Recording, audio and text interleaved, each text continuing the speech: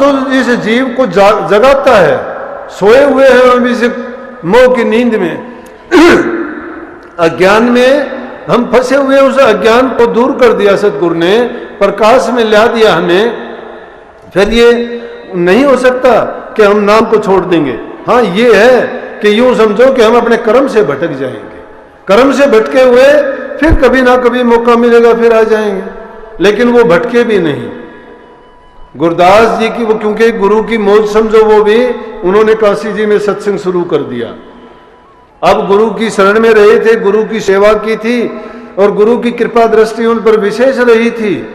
उन्होंने वहां पर अपना सत्संग का काम जारी कर दिया और देखते देखते बहुत संगत होगी काशी जी में।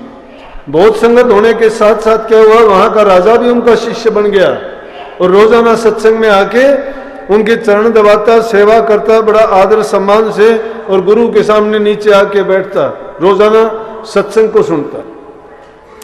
जब काफी दिन बीत गए तो अमृतसर से गुरुजी ने संदेश भिजवा दिया काशी में, कि काशी नरेश के पास संदेश भिजवा दिया कि हमारा चोर आपकी नगरी में है और चोर को पकड़ के हमारे दरबार में हाजिर किया जाए। नाम नहीं लिखा किसी का भी।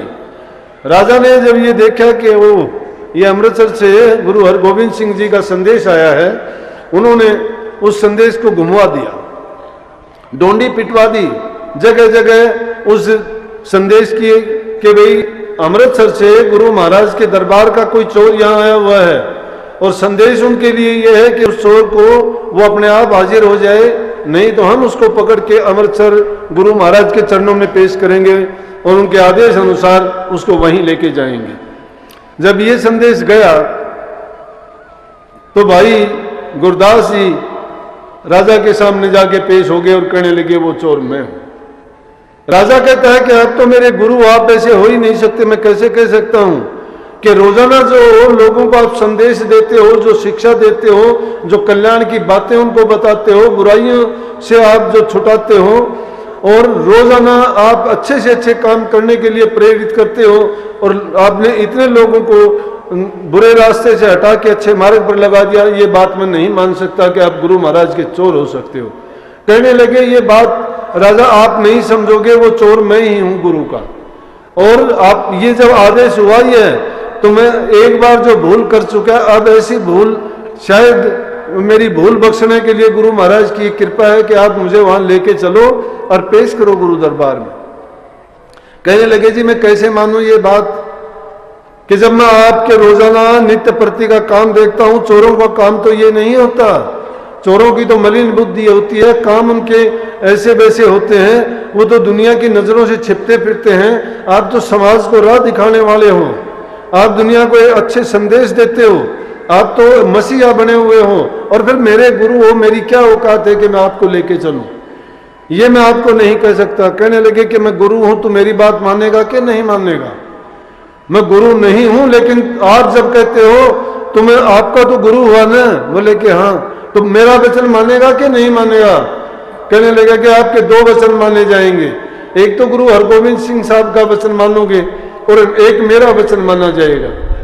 तो काशी नरेश उनको लेके अमृतसर गुरु दरबार में जाके हाजिर हुए, और हाजिर हुए तो भाई गुरदास की नीची नजर थी, और गुरु साहब देख के उसकी तरफ मुस्कुराए और कहने लगे भाई गुरदास जी आपको याद हो तो वो लाइन फिर से बताना, आपने क्या लाइन लिखी थी,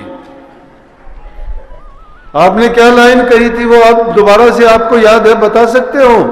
जब ऐसी घटनाएं होती हैं तो इंसान मुश्किल से ही भूलता है। और जब उस लाइन को तो गुरु साहब ने भी वहीं दोहरा दी थी कि आपने जो बात लिखी है ये बात बहुत ऊंची है कि क्या इस बात पर खरे भी उतर सकते हो? बोले कि जो सिख होगा वो तो खरा उतरेगा। बोले आप खरे उतरे गुरदास जी कि जब गुरु सांग बरता तो सिख सिद्धक ना हारे। बोला मैंने तो छोटा सा ही सांग किया था, वो थी तो मोरे ही, लेकिन तेरी आंखों में वो मोर नहीं रही। तेरी सिद्धकी कहाँ गई, तेरी सिक्खी कहाँ गई उस टाइम पे?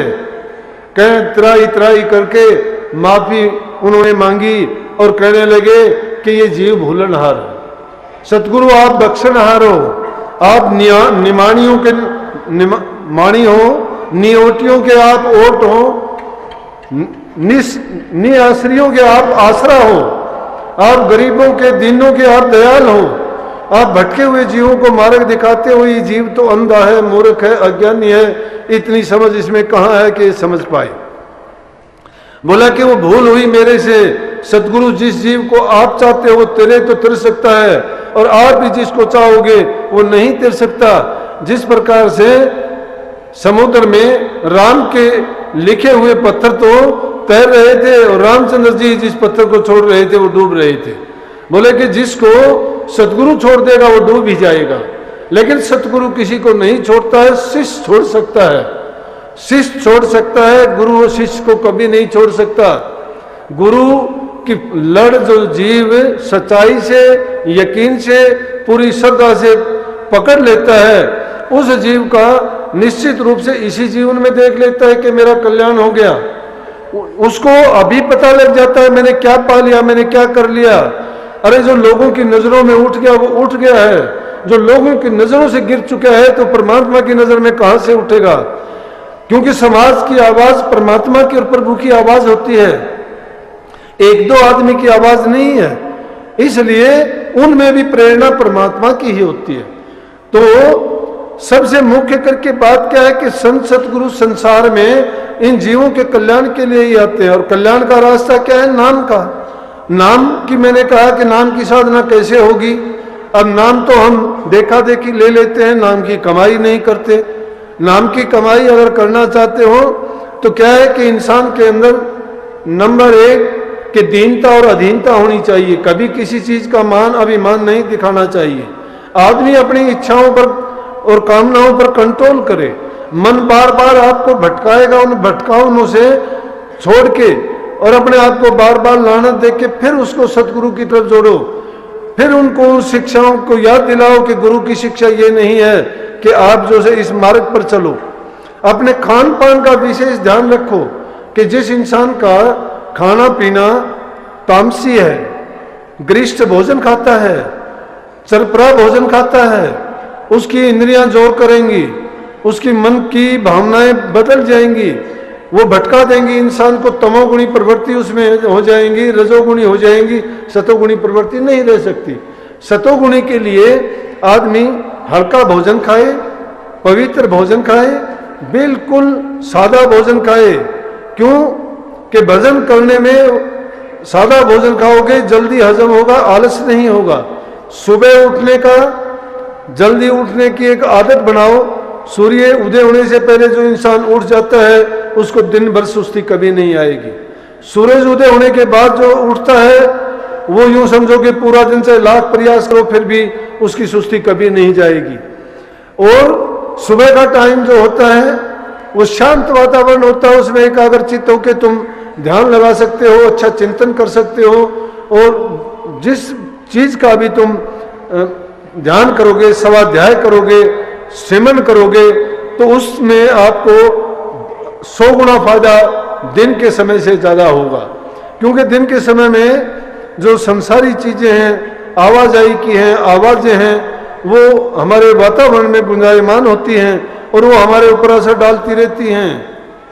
वो उनकी तरंगे हमेशा ही हमको घेरे रखती हैं। लेकिन जो शुभ समय है, जो अच्छा मुहूर्त है सुबह का, ब्रह्म मुहूर्त जिसको कहते हैं, उस वक्त में उठे।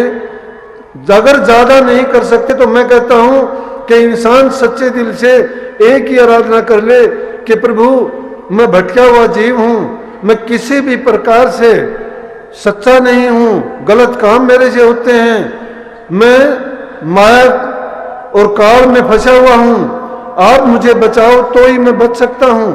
मैं जाने में अनजाने में अपराध करता रहता हूं, भूल करता रहता हूं, मैं भूलनहार हूं, आप बख्शनहार हो, मुझे बख्शो, बख्शे जाओगे। लेकिन सच्चे दिल से जब इंसान बख्शा ही जाता है और उसके कोई कर्म रह नहीं जाते तो यूं समझो कि उसका कल्याण भी हो गया। लेकिन यह जरूरी है कि जिसने नाम ले लिया, नाम का कम से कम सिमरन तो करे। अच्छा काम करने की आप आदत डालो।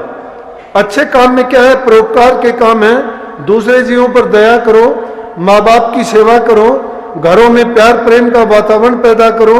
जिसकी भी तुम तन से, मन से, धन से जिस प्रकार से सहायता कर सकते हो अपनी एक आदत बनाओ। तुम्हें अच्छा करने की जब आदत पड़ जाएगी, आपके दिल के अंदर अपने आप ही परोपकार की भावना होगी। परोपकार से ही आप परमार्थ के मार्ग पर जा सकते हो। दान पुण्य ये इंसान जब करना शुरू कर देता है तो उसकी भावना शुद्ध जब हो जाती है तो परमात्मा भी उसके लिए रास्ते, अनेक रास्ते ऐसे खोलता है कि जिस उसके काम में कभी बाधा रुकावट आती नहीं और वो अच्छे से अच्छे काम करते चला जाता है। आज समाज में जो बुराइयां फैली हुई हैं, उन बुराइयों से जब तक आप नहीं बचते हो, आप धर्म के मार्ग पर चलने के लायक कभी नहीं हो सकते।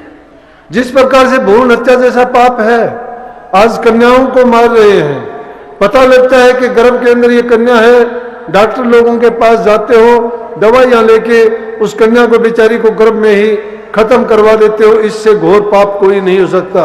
ये ब्रह्म हत्या का पाप है। सबसे बुरा पाप ब्रह्म हत्या का लगता है। सबसे ज्यादा आदमी 1000 जन्म भी ले ले तो भी वो पाप से कभी नहीं बच सकता, फिर भी उसको नरकों में जाना पड़ता है। ऐसा घोर अपराध जो जीव करते हैं तो उनको तो इससे अच्छा खुद ही अपने आप को इस संसार से अलग कर लेना चाहिए, लेकिन ऐसा पाप नहीं करना चाहिए।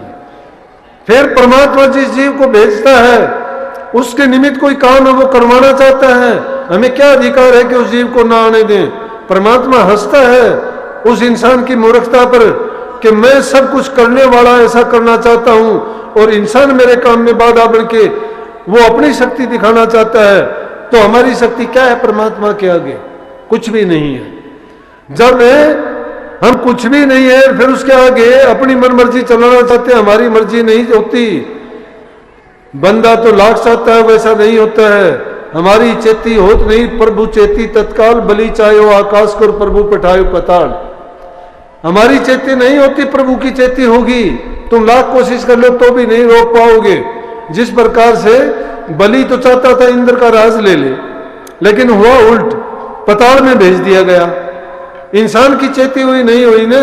और उसने तो वो कितने यज्ञ करके ये प्रयास किया था कि इंद्र का राज ले लूंगा, सिर्फ एक ही बाकी बचा था, लेकिन नहीं लेने दिया, क्योंकि प्रभु की शक्ति के आगे इंसान की शक्ति कुछ भी नहीं है। जो प्रभु में आस्था रखने वाले लोग हो आप अगर जाके समाज में संदेश दोगे और एक एक करके भी आप इन पापों से बचाओगे तो आप समाज को एक ऐसा शीशा दिखाओगे कि जिसके कारण ये घोर अन्याय और ये पाप से मुक्त करवा दोगे।